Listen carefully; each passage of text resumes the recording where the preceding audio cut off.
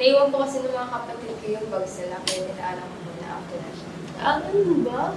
Buti mo ate, ha?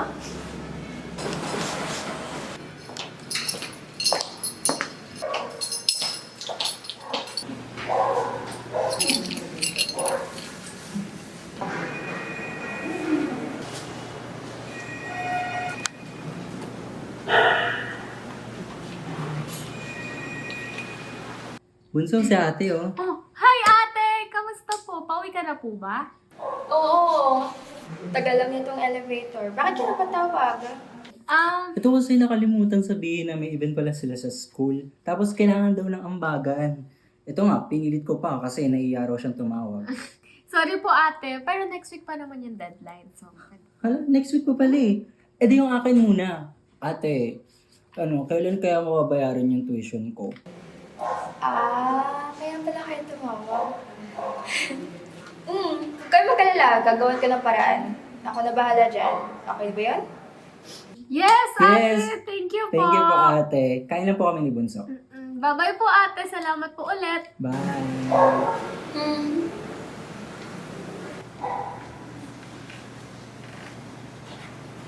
Haba ng araw mo, no? Sabay na po ako. Pero di mo naman kailangan kayanin lahat mag-isa. Tahimik lang po ako napapagod. Kasi kapag nagpahinga ako, baka may mawala sa iba. Minsan nga, iniisip ko, buti pa yung iba. Problema lang kung may medal o wala. Hindi lang naman medal sa problema ng iba. Araw-araw din akong sinusukat. Pagka may mali, disappointment. Pag sapat, may mapupuna pa rin. Hindi ko nga alam para kanina to eh. Hindi ko naman sinabing madali yung sa'yo. Pero parang ganun na rin po. Hoy, wala naman sanang mas mahirap o mas madali. Lahat tayo may kanya-kanyang dinadala. Talaga po? Kasi parang may choice yung iba, tapos ako wala. Bakit? Akala mo ba may choice ako? Araw-araw ako natatakot bumangon.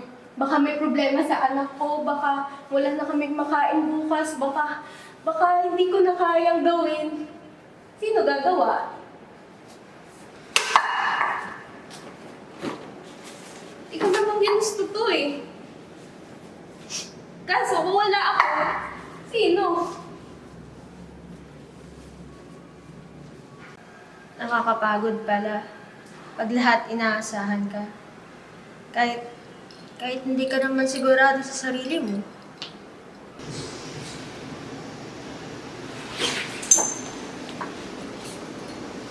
Hindi ko na nga alam kung kailan ako ulit tinanong kung okay lang ba ako. Alam niyo,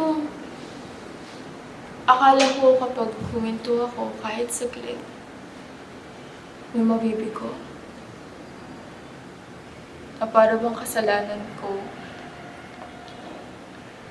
na magpahinga. Na parang bawal magreklamo.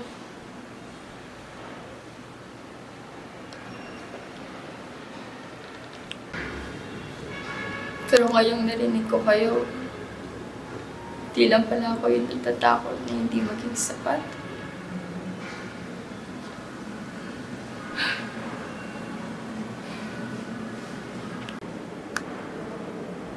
Hindi rin pala kailangan patunayan lahat sa araw-araw. Tahimik lang kasi yung mga ganyang takot eh. Kaya 'di ba? Kala natin tayo lang yung meron. Pero hindi ibig sabihin tumigil ka. Pagod na ako, ha? Pinabayaan mo na sila. At di rin ibig sabihin na pumalya ka. Wala ka ng kwento. mga medals mo.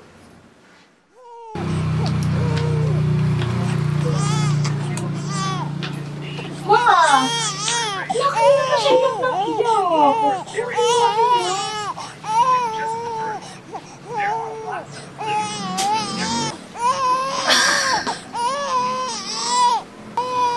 Hanggang ka na lang na hindi ko aalis. Dito lang